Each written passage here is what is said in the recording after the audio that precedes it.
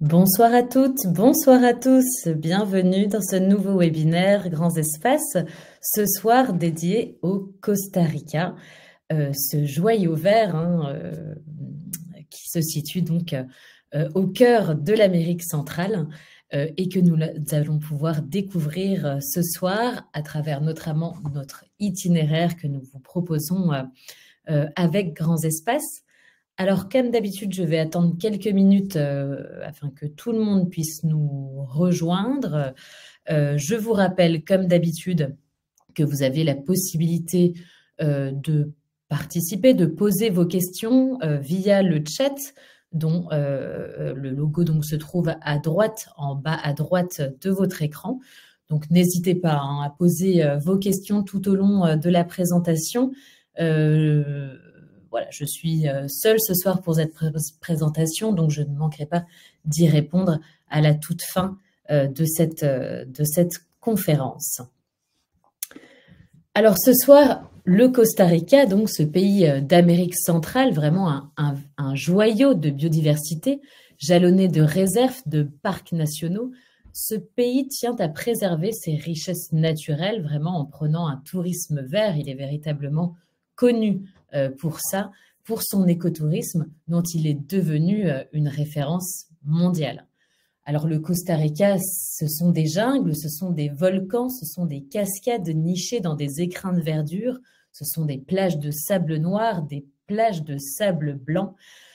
Vraiment, ce pays offre des paysages extrêmement variés dans lesquels évolue une faune absolument exceptionnelle que vous ne retrouverez nulle part ailleurs, en tout cas avec la possibilité de faire de telles observations. Chaque jour est un nouveau voyage avec l'observation de nouveaux animaux.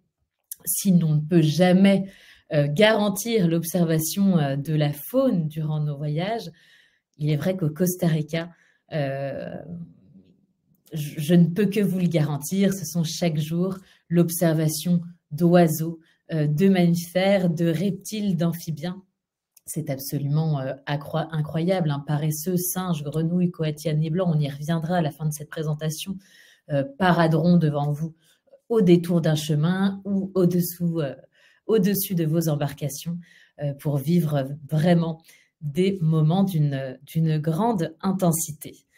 Eh bien, écoutez, nous allons pouvoir commencer cette présentation, tout d'abord avec un petit point géographique, puisque, donc, comme je le disais, le Costa Rica se situe donc au cœur de l'Amérique centrale, donc entre le Nicaragua au nord et puis le Panama au sud.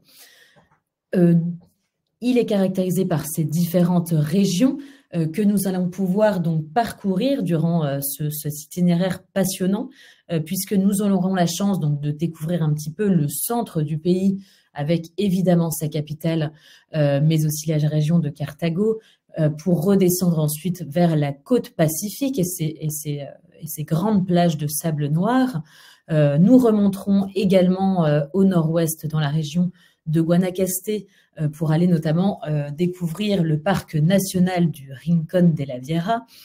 Nous allons redescendre un petit peu par le centre pour aller découvrir le parc national du volcan Arenal, l'emblématique volcan Arenal. Nous allons revenir dessus donc, dans cette présentation pour ensuite rejoindre donc la côte Caraïbe. C'est sa nature et sa grande biodiversité et le fameux parc donc de Tortuguero vers lequel nous reviendrons donc un petit peu plus tard également dans cette présentation. Donc voilà, ce pays se distingue vraiment des autres, de ses voisins par sa riche diversité naturelle, sa culture vibrante également, et comme je le disais, son engagement en faveur de la durabilité environnementale. Pura vida, d'ailleurs, c'est l'expression emblématique du Costa Rica que vous entendrez souvent de la part des habitants et qui résume bien finalement l'état d'esprit du pays, donc une expression qui est synonyme de pure joie de vivre et de bien-être, pura vida. Voilà, vous l'entendrez donc durant votre voyage, c'est absolument certain. Alors, l'histoire du Costa Rica remonte à des millénaires, avec l'arrivée donc de peuples indigènes tels que les Cholotegas, les Huetas, les Borugas, qui ont vraiment laissé leur empreinte sur la culture et sur les traditions du pays. Donc c'est en 1502, Christophe Colomb qui fut le premier Européen à découvrir cette terre, qui a débarqué donc sur la côte Caraïbe et qui la nomma ainsi côte riche Costa Rica en raison des nombreuses parures d'or que les indigènes revêtaient. Alors, qui ne traduisait pas forcément la richesse actuelle du pays, mais enfin voilà, les indigènes qui l'accueillirent étaient vraiment vêtus de cette façon, donc d'où le nom qu'il donna à ces pays à cette époque. Et puis donc les explorateurs espagnols qui ont mené à la suite, c'est la colonisation du territoire, évidemment. Le Costa Rica a finalement obtenu son indépendance de l'Espagne en 1821 comme ses voisins, une indépendance qui a notamment été rendue possible grâce au café, qui a été la principale source de richesse et d'indépendance donc du pays, qui a marqué donc le début d'une ère de développement politique et économique plutôt pacifique, qui a été caractérisée d'ailleurs par l'abolition de l'armée en 1949, faisant du Costa Rica l'un des pays les plus stables et les plus pacifiques de la région. Donc c'est vraiment un des pays d'Amérique centrale où l'on sent une grande joie de vivre déjà, à peu près comme tous les pays d'Amérique centrale, mais surtout un aspect sécuritaire qui est vraiment appréciable dans cette région du monde. Donc aujourd'hui, le Costa Rica, c'est environ 5 millions d'habitants, 5 millions 4, si je me souviens bien. Et voilà, c'est vraiment connu pour sa diversité ethnique, culturelle. Les descendants des peuples indigènes cohabitent avec les descendants des colons espagnols, ainsi qu'avec les immigrants venus d'autres régions d'Amérique latine, d'Europe et d'ailleurs. Donc cette grande diversité se reflète aujourd'hui vraiment dans les coutumes, dans les langues et les traditions du pays, créant vraiment un tissu social plutôt riche et varié.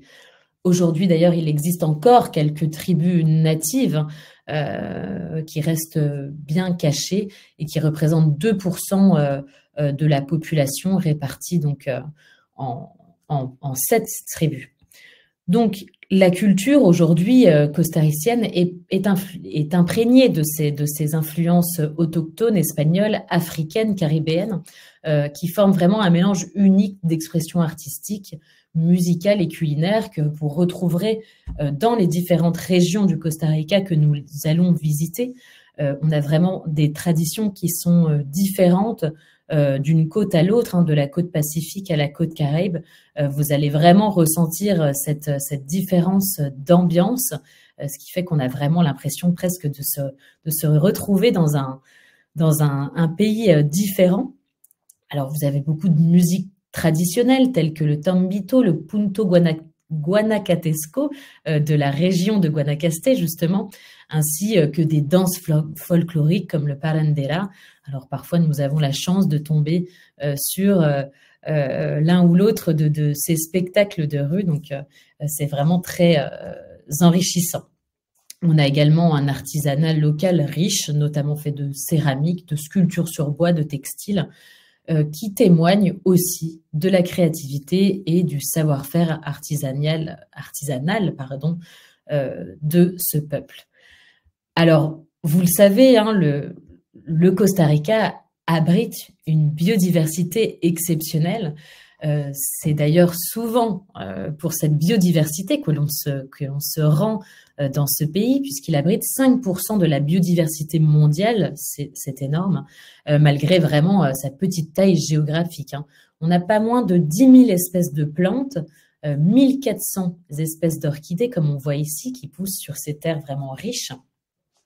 On pourra y observer donc des arbres vraiment spectaculaires tels que le ceibo, l'eucalyptus arc-en-ciel ou encore donc le guanacasté, qui est donc l'arbre national. Donc, voilà, pour les arbres qu'on l'on peut observer donc, dans cette région. Donc, ce sont vraiment des arbres gigantesques. Vous le verrez, parfois, on aura la chance, on les découvre de plein pied, évidemment, on découvre leur tronc faramineux, mais on pourra également les découvrir depuis leur cime, depuis la canopée, puisque le Costa Rica, vous le verrez, c'est le pays des ponts suspendus, qui vous permet donc de découvrir toute cette biodiversité, en tout cas cette flore, depuis la canopée, depuis presque le ciel. Donc ces écosystèmes variés comprennent des forêts tropicales humides, mais aussi des mangroves, des volcans actifs. Le Costa Rica est effectivement ponctué d'une dizaine de volcans qui donnent vraiment un relief à cette terre qui est très intéressant. Le plus actif d'entre eux, c'est le volcan Arenal, que nous irons découvrir lors de notre itinéraire, dont la première éruption a eu lieu il y a près de 7000 ans sur ces terres. Mais c'est aussi une terre de plages immaculées, de récifs coralliens. C'est vraiment un écosystème riche.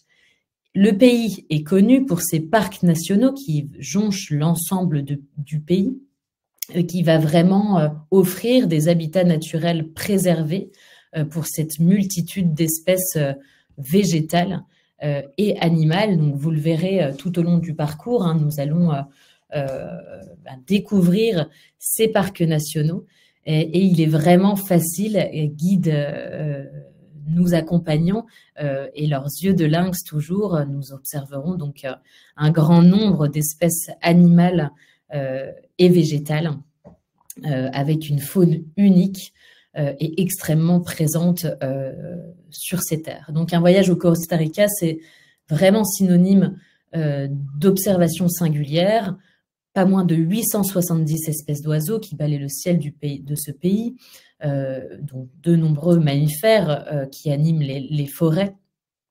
Et nous reviendrons hein, sur cette faune absolument emblématique du Costa Rica. Donc c'est une destination vraiment qui est en faveur de la préservation de l'environnement et donc une des premières destinations mondiales pour l'écotourisme que vous allez découvrir ici. Donc, nous allons nous pencher un petit peu plus sur cet itinéraire varié qui va nous permettre de découvrir tout cet écosystème du Costa Rica, des volcans jusqu'aux plages paradisiaques, en passant par le fameux parc de Tortuguero sur la côte Caraïbe, qui va nous permettre donc de découvrir un petit peu cet ensemble d'écosystèmes. Alors, nous allons commencer donc cet itinéraire au Costa Rica par la capitale, qui est donc San José, et également la plus grande ville du Costa Rica, située vraiment au cœur du pays, dans la vallée centrale. Donc, San José a été fondée en 1738, hein, lorsqu'elle était encore une petite colonie espagnole qui était nommée Villanueva de la Boca del Monte, et elle a été officiellement désignée capitale du Costa Rica en 1823, donc juste après l'indépendance du pays de l'Espagne, puisque, je vous le rappelle, l'indépendance était en 1821. Donc aujourd'hui, San José, c'est une population d'environ 1 million d'habitants dans la ville proprement dite et plus de 2 millions dans la zone métropolitaine. Donc c'est vraiment le centre démographique le plus peuplé du Costa Rica. La ville est aujourd'hui un véritable melting pot de cultures avec une grande diversité ethnique et des communautés provenant des différentes régions du pays et du monde entier. Donc, nous découvrirons cette ville, ses nombreux musées, théâtres. Nous n'aurons pas le temps en une journée. Nous y reviendrons donc à la fin du séjour pour découvrir ces riches, notamment le Teatro Nacional, qui est un magnifique édifice de style néoclassique qui date du 19e. Il y a aussi le Musée national ou encore le musée de l'or. Enfin, voilà, il y a vraiment de quoi faire dans cette ville qui présente vraiment un mélange éclectique d'architecture, allant des bâtiments coloniaux espagnols, hein, comme on peut voir un peu ici, aux structures plus modernes. Donc certaines zones de San José, telles que le Barrio Amon, le quartier Amon ou le quartier Escalante, sont vraiment célèbres pour leurs maisons et leurs bâtiments historiques bien préservés, très colorés. Tandis que le centre-ville, lui, est plutôt le foyer de gratte-ciel plus contemporains et de centres commerciaux modernes. Donc San José, c'est un peu ce mélange de culture et ce mélange d'un monde contemporain au monde plutôt colonial. C'est un petit peu donc le cas de toutes les villes finalement d'Amérique centrale et d'Amérique latine qui nous offrent vraiment ce mélange voilà, d'architecture qui en font des lieux vraiment intéressants à visiter. Par la suite, nous descendrons un petit peu plus au nord pour découvrir Cartago, qui était en fait la capitale coloniale du Costa Rica sous la domination espagnole. Et elle est restée donc la capitale du pays pendant près de 3 siècles. Donc pendant cette période, la ville était vraiment le centre politique, économique et religieux du Costa Rica. Et elle était connue pour sa richesse culturelle et architecturale. Et c'est donc en 1823 que, comme je l'ai dit, le gouvernement a décidé de transférer la capitale à San José, plutôt pour des raisons stratégiques. Donc ici, nous irons notamment visiter la très connue basilique de Notre-Dame des Anges que l'on voit ici. Donc c'est l'un des sites les plus emblématiques de Cartago. Elle a été construite au XIXe siècle et donc elle abrite la Vierge des Anges, qui est une figure religieuse vraiment vénérée par les catholiques costariciens. D'ailleurs, chaque année, ce sont des milliers de pèlerins qui se rendent à la basilique lors de la fête de la Vierge qui a lieu en août et qui viennent rendre hommage donc à la sainte patronne du Costa Rica. Donc nous poursuivrons ensuite ce voyage par l'exploration de la vallée du Dota, qui est située dans la province de San José, dans le canton donc de Dota. Donc la vallée de Dota regroupe vraiment plusieurs villages de montagne, dont certains culminent jusqu'à 2200-2600 mètres d'altitude. Et ces villages sont plutôt habités par des fermiers, des paysans qui cultivent pommes, avocats, fraises, mûres, et qui abritent la forêt de Los Santos et le tout récent parc national Los Quetzales, qui protège le fameux oiseau mythique des Mayas, le quetzal. Nous y reviendrons aussi un peu plus tard. Donc cette région est caractérisée, comme toutes les régions du Costa Rica, par sa riche biodiversité, avec de nombreuses espèces d'oiseaux, dont certains sont endémiques du Costa Rica. Donc on ira y rechercher ces oiseaux, dont l'emblématique quetzal, qui était donc sacré, le quetzal, par les Amérindiens pour ses plumes, raison pour laquelle aujourd'hui il est un petit peu en voie d'extinction, mais enfin c'est toujours une quête pour aller chercher donc cet oiseau emblématique. Donc la vallée du Dota est célèbre notamment pour sa production de café qu'on voit ici, un café de haute qualité. En fait, les conditions climatiques et géographiques un peu plus tempérées de la région sont idéales pour la culture du café arabica notamment.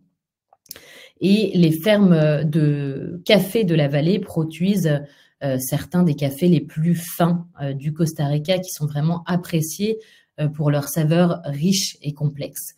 Donc nous visiterons une coopérative pour nous aider à comprendre la culture et la production du café, ce qui est toujours intéressant de voir comment est produit, comment est cultivé ce que nous pouvons retrouver dans nos tasses chaque matin.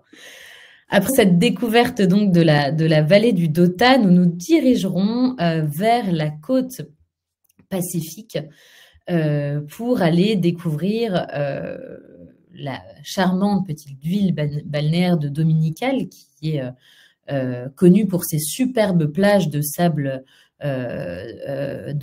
noir, bordées par des vagues puissantes. Donc nous allons loger dans une jolie hacienda au cœur d'une réserve naturelle de plusieurs centaines d'hectares, qui nous permettra d'aller observer tout l'écosystème de cette région. Donc, on y sera en fait dans une forêt tropicale plutôt humide, faite de mangroves, de zones humides, de berges, de rivières, mais aussi de plages. Et donc, cette grande variété d'écosystèmes est plutôt synonyme d'un niveau élevé de biodiversité.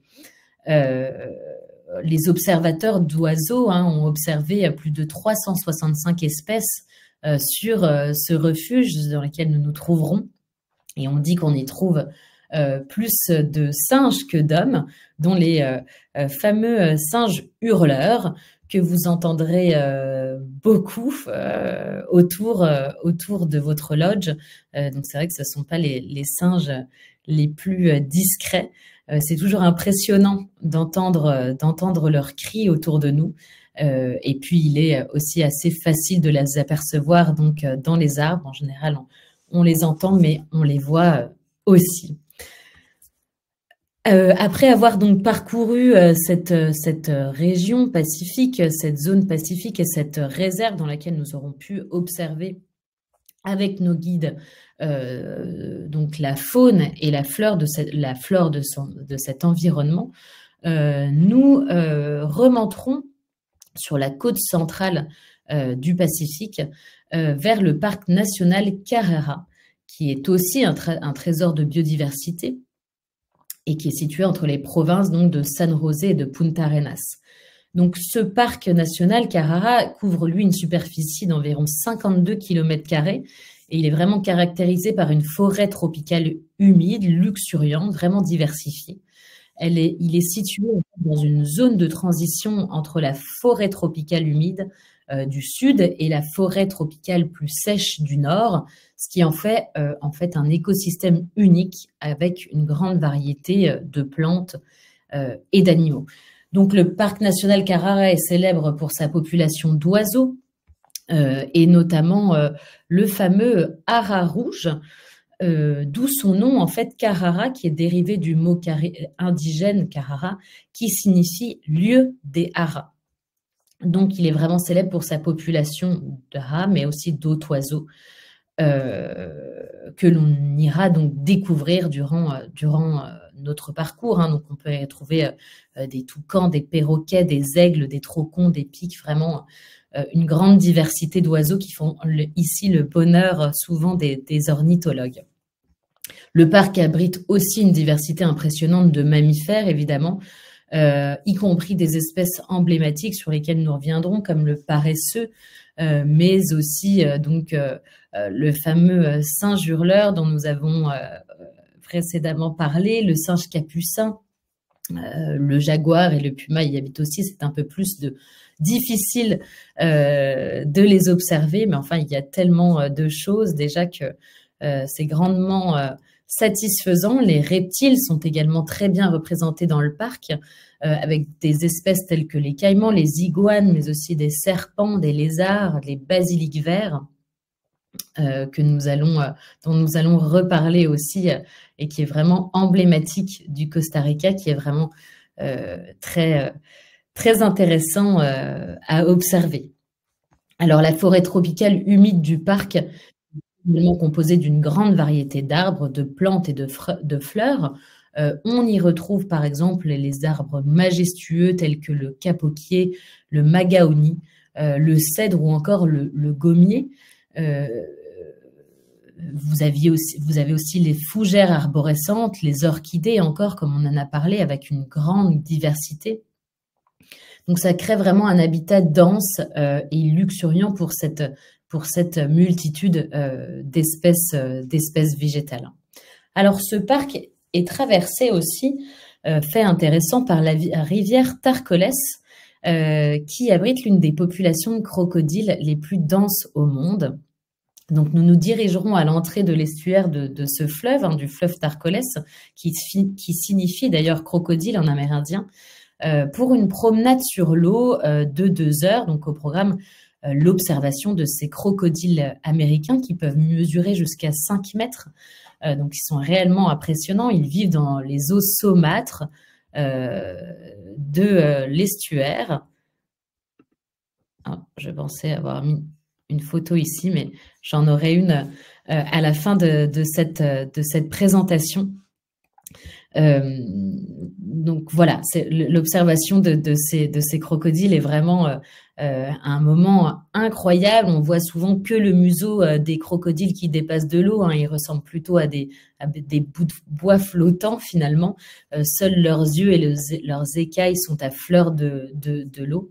Donc souvent, ils patientent près de la rive où ils espèrent trouver leur proie.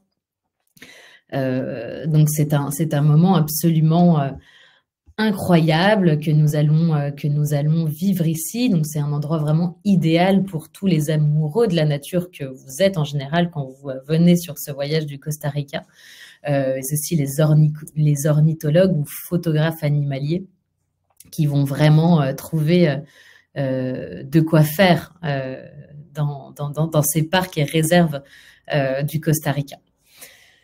On fera route par la suite pour la région de Guanacaste, qui est plutôt une zone d'élevage où l'on retrouve vraiment un autre type de paysage qui va être fait de pampa et de savane sur la route. Donc pour nous rendre au parc national de Rincón de la Viera.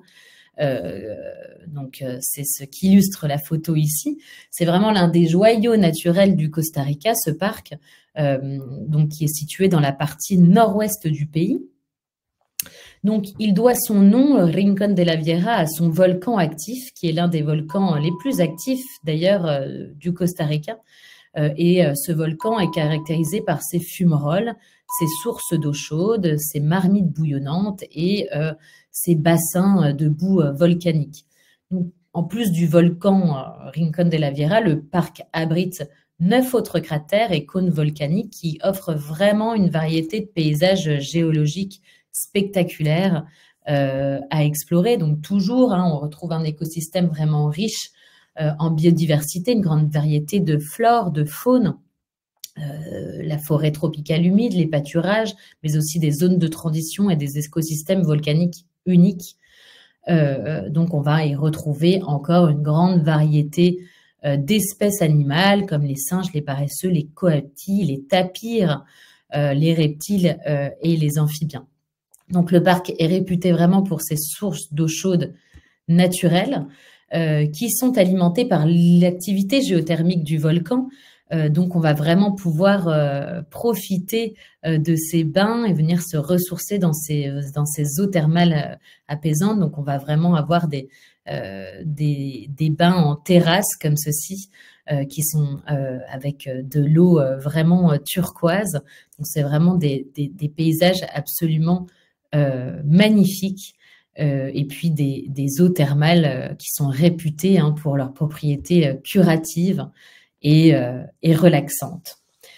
Après la découverte donc de ce nouveau parc national de Rincón de la Viera, nous ferons route vers un autre parc national. Le pays est vraiment jalonné de ces parcs nationaux qui vient protéger son écosystème. Donc nous ferons route vers le parc national du volcan Arenal, qui est l'une des destinations les plus populaires du Costa Rica. Donc, on est situé ici dans la province d'Alajuela, dans la région nord du pays. Et donc, le parc tient son nom du volcan, qui est un stratovolcan emblématique qui domine vraiment le paysage de la région. Donc, bien que ce volcan ne soit plus actif depuis 2010, il reste vraiment un symbole puissant du Costa Rica et il attire donc chaque année des milliers de visiteurs. Le volcan Arenal est en fait l'un des plus jeunes volcans du Costa Rica. Sa première éruption s'est produite il y a à peine 7000 ans et il s'est construit vraiment par l'accumulation progressive de lave et subit de manière vraiment sporadique d'importantes explosions qui ont produit des nuées vraiment ardentes. Donc, il était auparavant très silencieux, vraiment considéré comme éteint et recouvert d'une épaisse végétation. Et puis, il est entré récemment dans une phase éruptive le matin du 29 juillet 1968, après près de 300 ans d'inactivité. Donc, ça a été vraiment la grosse surprise. Donc, le volcan crachait des quantités vraiment massives de cendres, a produit des grandes quantités de lave visibles et propulsait des rochers vraiment géants aux alentours, vraiment à des vitesses incroyables. Donc, son activité décroît depuis 2010 pour finalement s'arrêter peu avant 2011. Donc, vraiment, pendant 42 ans, le volcan a été le plus actif du Costa Rica et a totalement modifié finalement le paysage de sa province. Donc, aujourd'hui, il est possible de voir des émissions de gaz et de vapeur d'eau sortir de son sommet, mais pas plus. Cependant, les habitants appliquent quand même une grande prudence quant à la construction de leur infrastructure.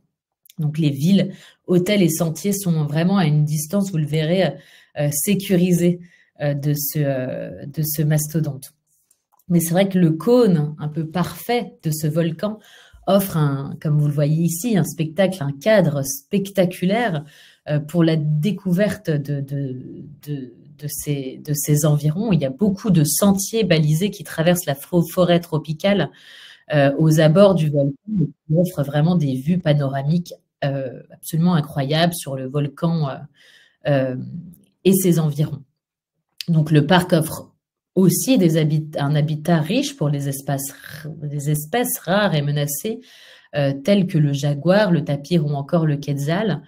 Bien que leur observation, comme je l'ai dit, soit plus rare et nécessite souvent de la chance et de la patience. Donc, dans ce parc absolument magnifique où on y retrouvera beaucoup d'autres espèces de faune, de flore, on aura droit à un parcours de 3 km sur des ponts suspendus qui vous permettent de découvrir la forêt tropicale depuis la canopée. Donc, c'est vraiment des explorations de parcs très intéressantes puisque vous avez l'occasion de marcher donc dans les sentiers, vraiment au cœur de la forêt, et puis parfois de rejoindre ces ponts suspendus qui vous permettent d'avoir une vue d'ensemble sur le parc, sur ses environs, sur les cimes des arbres et de découvrir donc l'immensité de cette nature environnante. Donc c'est vrai que ces ponts suspendus qui jalonnent un petit peu partout le Costa Rica, c'est vraiment une façon assez incroyable de découvrir les paysages du Costa Rica. Donc vraiment, le parc va offrir des paysages spectaculaires de cette forêt tropicale, mais aussi de cascades, de rivières, de formations rocheuses volcaniques. Et puis, il a ce lac Arenal, qui est un lac artificiel qui sert notamment de centrale hydroélectrique et qui couvre près de 70% des besoins en électricité du pays, mais qui est absolument incroyable et que nous allons longer en faisant route, qui avec ce volcan en arrière-plan, donne malgré tout un paysage absolument fabuleux de cette région du volcan Arenal. Après la découverte de ce superbe environnement, nous nous rendrons au nord du Costa Rica, juste en dessous du Nicaragua, dans le canton de Sarapiquí, bercé donc par le fleuve du même nom, et qui est connu pour abriter encore de nombreuses espèces animales à une grande végétation. Donc on y recense ici pas moins de 3000 espèces de plantes différentes, 142 espèces de mammifères, 500 types de papillons, près de 450 espèces de fourmis. Alors on aura peut-être du mal à les différencier nous à l'œil nu, mais enfin les guides seront là pour vous aiguiller. Mais ce qui fascine le plus dans cette région vraiment verdoyante, c'est son incroyable diversité d'oiseaux. Près de 425 espèces d'oiseaux y sont présents sur les 850 espèces que connaît le pays. Donc c'est vraiment ici un véritable paradis pour les ornithologues, encore une fois, et pour les photographes. Parmi eux, on retrouve le splendide haravert, malheureusement en voie d'extinction, ou encore le curieux petit colibri que nous observerons à maintes reprises durant ce voyage. Donc, de par sa situation géographique, la région de Sarapiquí a été le théâtre de plusieurs épisodes clés dans l'histoire du Costa Rica. Donc, avant l'arrivée des colons espagnols, le territoire de Sarapiquí a été habité en majeure partie par la tribu aborigène des Botos, et déjà à l'époque précolombienne, le fleuve du même nom était au centre de la vie locale. Donc, les populations pouvaient ainsi se déplacer par voie fluviale et accéder depuis ce fleuve au vaste Rio San Juan au Costa Rica. Donc, l'arrivée des Espagnols a confirmé le rôle vraiment stratégique de cette région de Sarapiquí, faisant de cette zone la première voie de communication entre le Costa Rica et l'Europe.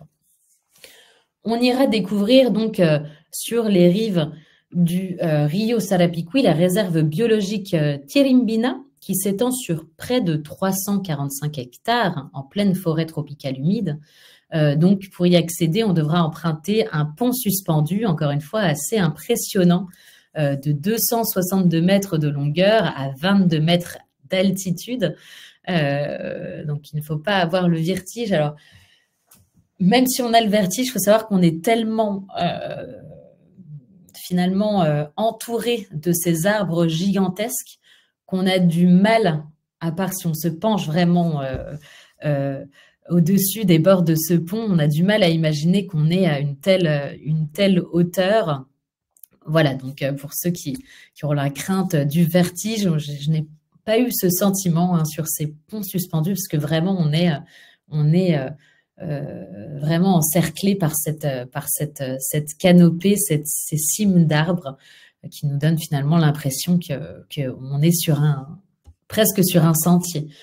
Donc vraiment, l'objectif de cette réserve qui a été créée il y a peu, en 1995, c'était de protéger cette forêt primaire, donc cette forêt vierge qui n'a jamais été exploitée par l'homme.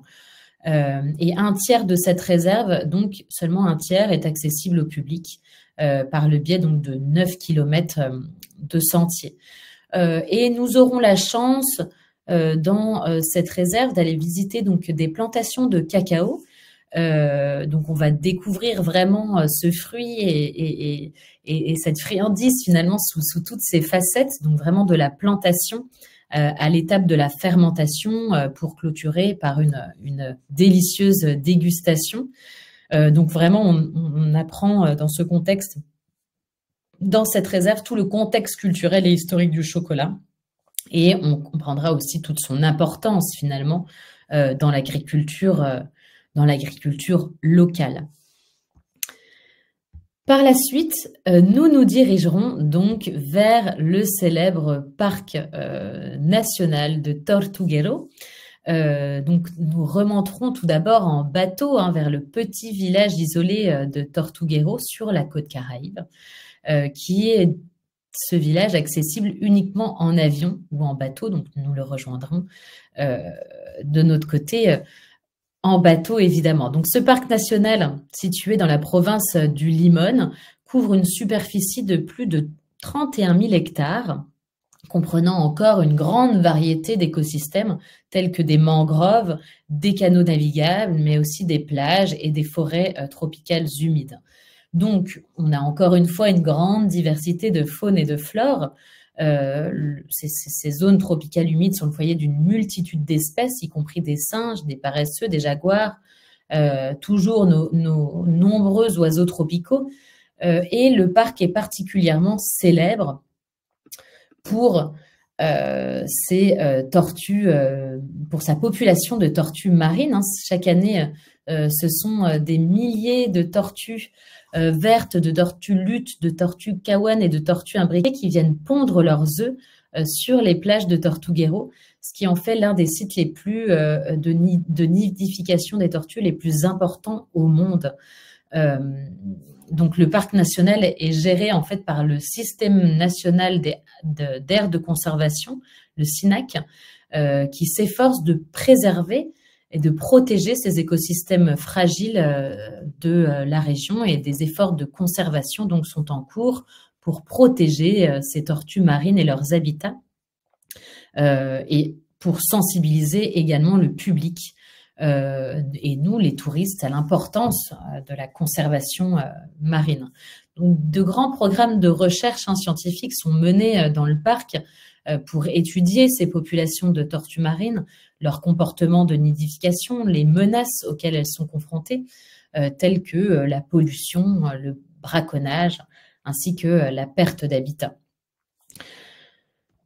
Donc voilà, à travers ce parc, nous allons découvrir cette population, nous allons participer à un grand nombre d'activités, donc notamment des excursions en bateau le long des canaux, mais aussi des marches dans la forêt tropicale, des visites de villages locaux, qui vont nous permettre donc d'observer la grande variété de faune, encore une fois, de singes, de crocodiles, de toucans, de lamantins, tout en explorant les magnifiques paysages naturels de cette région. C'est vrai que le parc national Tortuguero est une destination absolument incontournable pour les amoureux de la nature et les passionnés de conservation, avec une diversité incroyable de cette faune et de cette flore que nous retrouverons tout au long de ce voyage. Et puis nous terminerons donc ce voyage avec donc le retour vers San José, donc la capitale, que nous continuerons donc d'explorer un jour durant. Et puis le dernier jour de notre voyage, nous irons nous promener jusqu'à l'observatoire du volcan Iraçu et de son cratère, donc, qui est le plus élevé du pays, puisqu'il culmine à 3432 mètres. Et donc, nous découvrirons vers ce cratère une flore d'altitude vraiment typique, que nous n'aurons découverte nulle part ailleurs. Donc voilà, c'est une façon de découvrir, de terminer en beauté, si je puis dire, ce voyage donc au Costa Rica, avec ce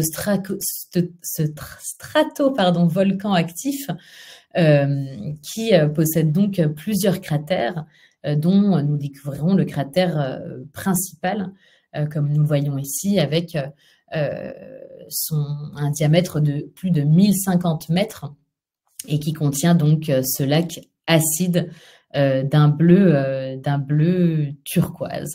Donc ce volcan a été connu pour ses éruptions volcaniques historiques, dont la plus célèbre s'est produite en 1963.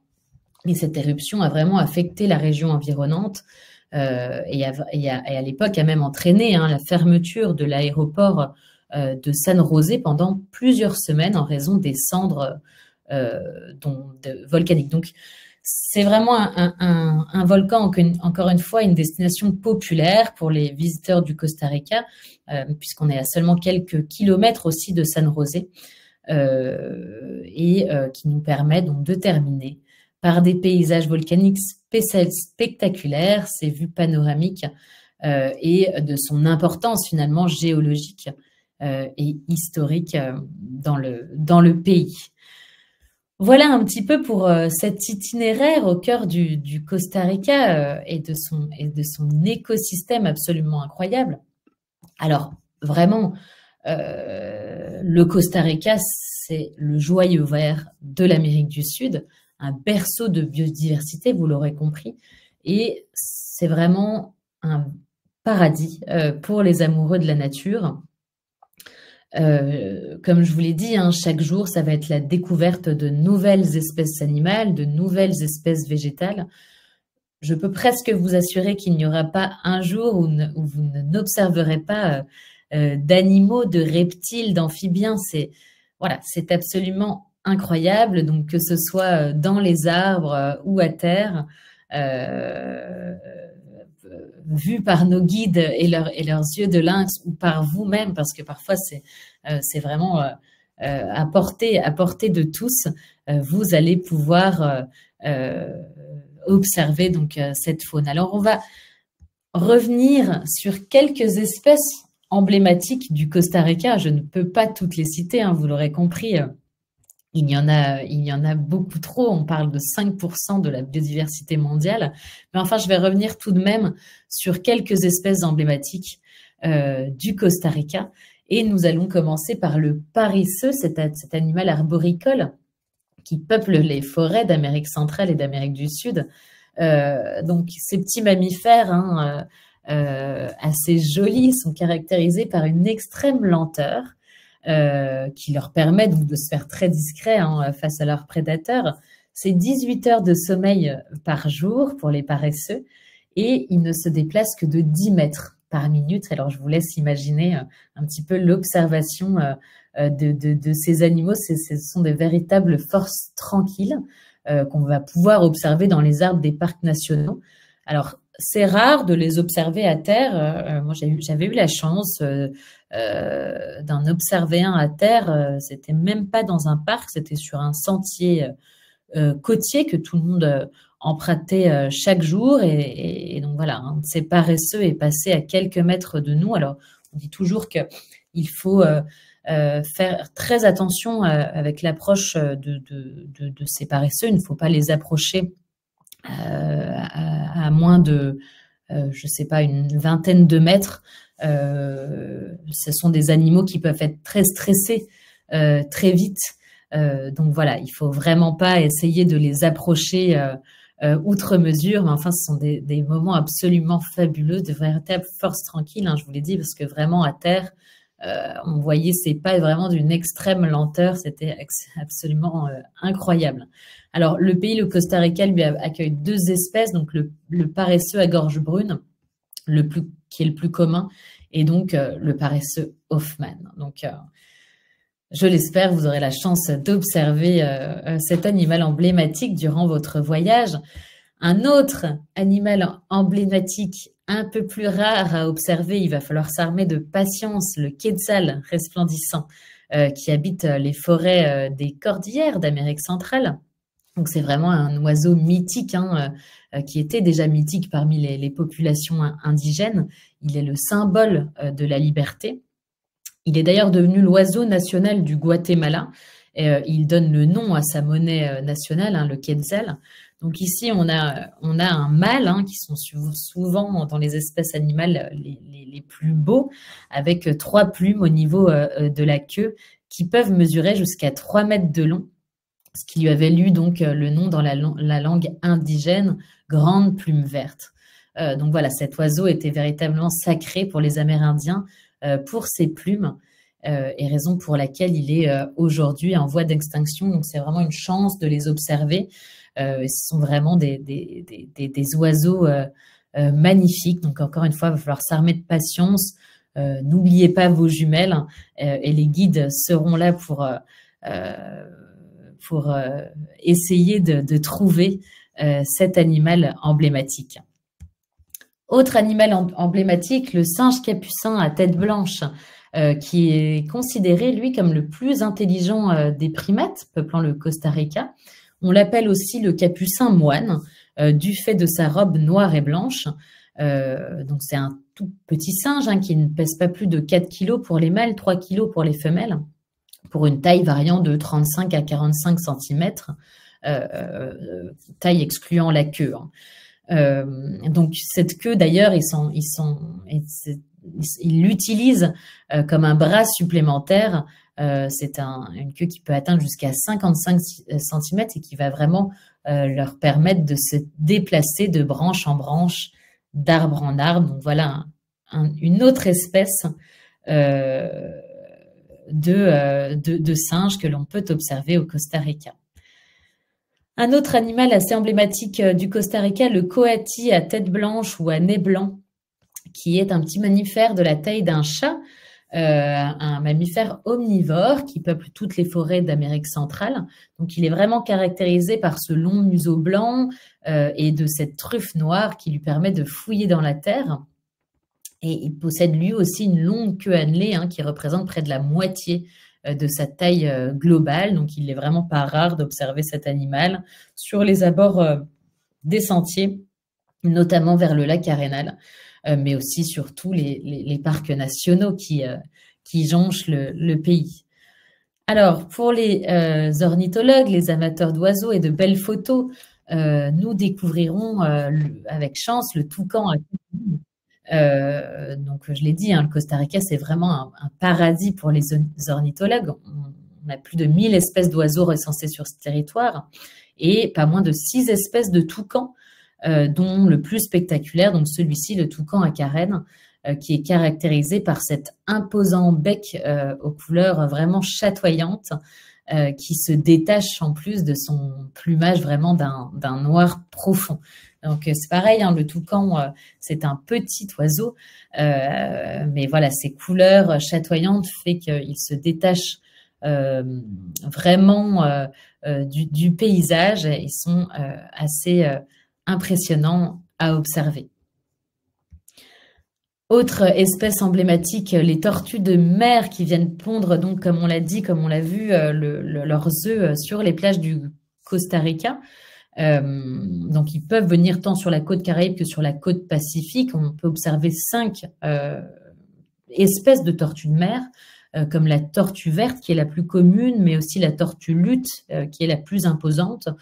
Donc, la période de ponte va être le meilleur moment pour les observer, mais ce sont des moments très préservés. On respecte les lieux, on assure la protection de ces animaux, donc on peut généralement pas accéder aux plages à la période de ponte. Voilà pour les tortues marines. Les crocodiles, j'avais dit qu'on y reviendrait, le crocodile américain que nous allons pouvoir nous observer aux abords de la rivière Tarcoles. Donc, c'est ce puissant reptile qui peut atteindre, donc je l'ai dit tout à l'heure, en moyenne 5 mètres, 4 à 7 mètres de long à l'âge adulte, et qui passe la majeure de leur temps dans les eaux douces ou les eaux saumâtres. Donc, voilà, rassurez-vous, leur régime alimentaire est principalement composé de poissons, mais aussi de tortues ou de crabes. Mais c'est vraiment des mastodontes qui vont faire donc le bonheur des photographes et des amateurs d'espèces animales.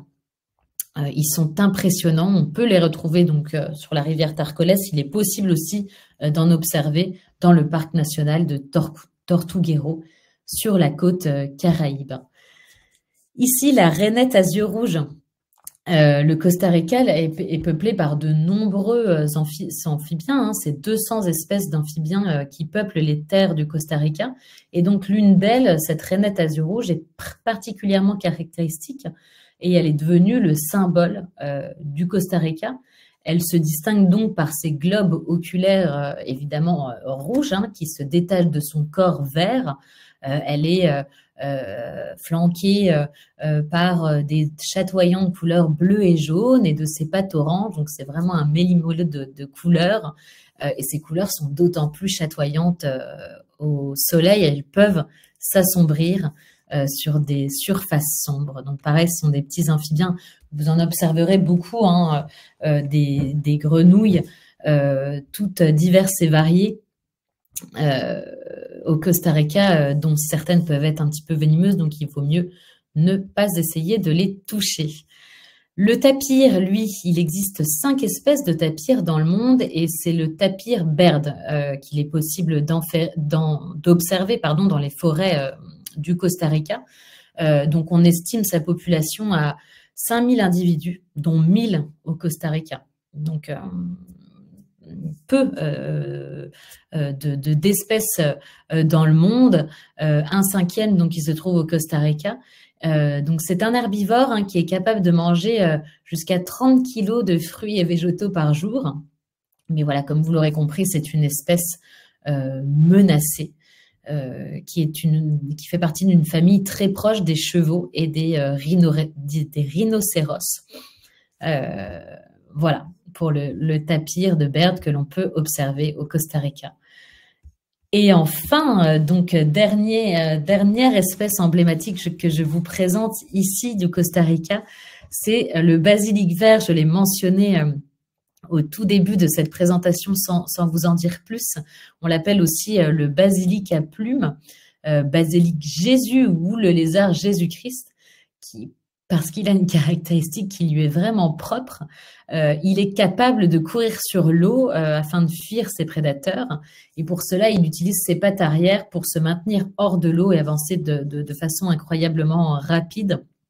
Vous irez voir hein, des vidéos ou des photos. Enfin, des vidéos, c'est encore plus hilarant d'observer donc ces petits lézards courir sur l'eau, donc d'où son nom de lézard Jésus-Christ. Donc, il est vraiment d'un vert éclatant et donc il est vraiment visible dans son environnement. Le mâle est coiffé d'une double crête sur la tête ainsi qu'une autre sur le dos, alors que les femelles, elles, n'ont qu'une seule crête semblable à une bosse comme ici.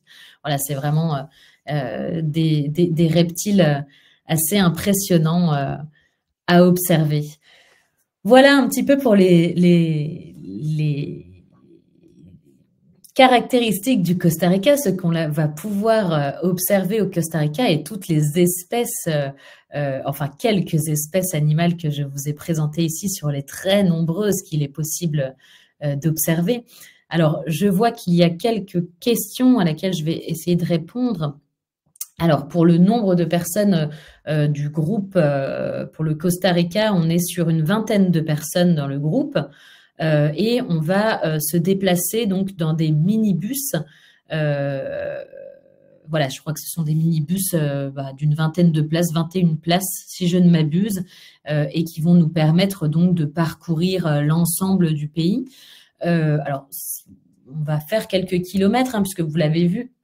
On va commencer au centre du pays avec San José, puis aller jusqu'à la côte Pacifique pour aller jusqu'au nord, pour revenir sur la côte Caraïbe. Voilà, donc on va faire un petit peu de kilomètres, mais les bus sont très confortables, assez agréables. Et puis c'est vrai que les kilomètres parcourus sont tout le temps dans des environnements assez incroyables à observer aussi depuis le bus. Donc ça va assez vite. Pour la carte de l'itinéraire, avec les points que l'on va observer, il est visible sur le site, donc sur la fiche du voyage Costa Rica, où on retrouve les points d'intérêt que l'on va pouvoir observer. Alors, pour la meilleure période pour visiter le Costa Rica, en fait, le Costa Rica, il y a donc un climat tropical, donc on a deux vraiment saison, une saison sèche et une saison des pluies. Alors, la période à laquelle nous proposons le voyage, octobre, se situe plutôt dans la saison des pluies, mais il faut savoir qu'une pluie, durant la saison des pluies, c'est une pluie qui va durer quelques minutes très forte et puis après, plus rien. Ça permet aussi d'être dans un environnement très luxuriant, très vert, et surtout, c'est une période très propice à l'observation des animaux et notamment des oiseaux. C'est pourquoi nous y allons à cette période.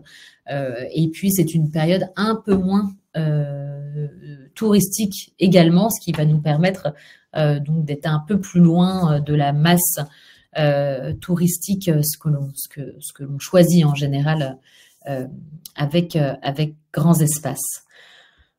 Voilà un petit peu alors, ce qui va caractériser notre voyage. Alors, je vois une dernière question. De nombreux tours opérateurs organisent des circuits au Costa Rica. En quoi, donc, on va se différencier? Alors, je dirais que, comme tous nos voyages, on va voyager sur cet esprit qui est la philosophie grands espaces. C'est que nous allons vraiment être sur des voyages qui sont vraiment orientés nature. Tous nos voyages sont accompagnés par des guides naturalistes. Alors, en l'occurrence, je ne sais pas encore qui va être le guide accompagnant sur ce voyage, mais enfin, en général, tous ont une spécialité. Et ils connaissent tous parfaitement donc les environnements dans lesquels ils vous accompagnent. Mais voilà, c'est vraiment ce qui va faire la spécificité de nos voyages. Donc déjà, en petits groupes, c'est ce qui fait l'une de nos particularités, vous le savez, hein, que ce soit à bord de nos bateaux en Arctique de 12 à 70 passagers, que sur nos circuits. Donc là, on va être à une vingtaine de participants maximum. Donc, on va vraiment avoir une découverte très intimiste de ces environnements. Et encore une fois, je vous l'ai dit, une découverte de ces régions vraiment orientées vers la nature. C'est ce qui fait d'ailleurs l'une des particularités du Costa Rica, vous l'avez compris. C'est vraiment cette découverte des écosystèmes végétaux, animaux. Et c'est ce sur quoi nous allons capitaliser durant ce voyage. Voilà un petit peu pour cet itinéraire au Costa Rica. Alors, dernière question, et après je rendrai le micro. Est-ce que la marche est facile et pas trop rapide pour avoir le temps d'observer? Alors non, vraiment dans les réserves, on va être sur des marches faciles. Déjà, les réserves, ce sont souvent des réserves planes, des sentiers assez plats, ou sur, vous l'avez vu, les ponts suspendus. Et on est vraiment sur une quête vraiment des observations des différentes espèces animales et végétales que l'on peut observer dans ces régions. Donc le but justement, c'est de prendre le temps d'observer cette flore. C'est ce que vraiment vont préconiser donc les guides qui vont être avec vous et qui vont souvent s'arrêter sur des espèces. D'ailleurs, en général, ils les voient avant nous, donc c'est eux qui vont nous arrêter. Et ces arrêts, vous allez le voir, sont vraiment fréquents, ce qui va faire de nos marches des marches plutôt tranquilles. Voilà un petit peu pour les temps d'observation. Alors, pour un séjour balnéaire à la suite, on pourra en reparler, et ça, je vous invite à discuter, à appeler nos conseillères voyage qui pourront parler vraiment avec vous de ce dont vous avez envie pour votre séjour balnéaire. Comme je vous l'ai dit, les côtes Pacifiques et Caraïbes sont vraiment différentes.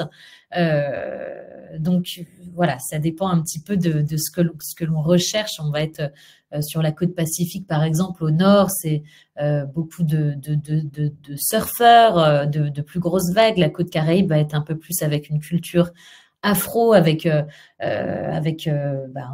notre culture culinaire, des longues plages de sable blanc. Enfin voilà, c'est très différent. Il faut vraiment savoir et connaître vos envies, et je vous invite vraiment à discuter avec nos conseillères voyage pour qui vous orienteront au mieux selon vos envies à vous. Écoutez, voilà pour cette conférence sur le Costa Rica. Je vais rendre le micro. J'espère vous avoir donné envie de découvrir ce pays d'Amérique centrale à l'écosystème vraiment incroyable. Ce voyage est fait pour tous les amoureux de la nature, pour tous les animaux, les amoureux des animaux, pardon. C'est vraiment un voyage d'observation. Il est le bienvenu aussi pour les enfants, parce que c'est absolument fabuleux pour ces enfants de découvrir cette faune et cette flore dans cet environnement luxuriant, merveilleux. Comme d'habitude, je vous invite à nous suivre sur les réseaux sociaux pour voir un petit peu plus de nos contenus, de nos images, de nos vidéos sur Instagram, sur Facebook ou encore sur YouTube. Vous retrouverez comme d'habitude cette conférence en replay, donc via un lien que vous recevrez à la suite de cette présentation sur votre boîte mail le mail avec lequel vous vous êtes inscrit, et puis par la suite sur notre chaîne YouTube dès demain. Donc n'hésitez pas à partager cette vidéo, cette conférence avec des proches qui n'auraient pas pu être là et qui souhaitent découvrir ce pays fabuleux. Voilà, donc je le disais hein, pour répondre à la question, le replay que vous recevrez directement par mail par la suite, à la suite de cette conférence. Je vous souhaite une très belle soirée. J'espère que cette conférence aura mis un peu de soleil dans ces temps, de ce début de printemps qui est pour nous en Bourgogne un petit peu pluvieux. Merci à vous tous d'avoir été là. Je vous communique très prochainement les dates de nos prochaines conférences. Ne manquez pas une conférence exceptionnelle avec la glaciologue Lydie Lascarmontier qui sera tenue en avril. Je vous communique dès la fin de semaine la date de cette conférence. Bonne soirée à vous tous et à bientôt pour découvrir les bouts du monde. Au revoir.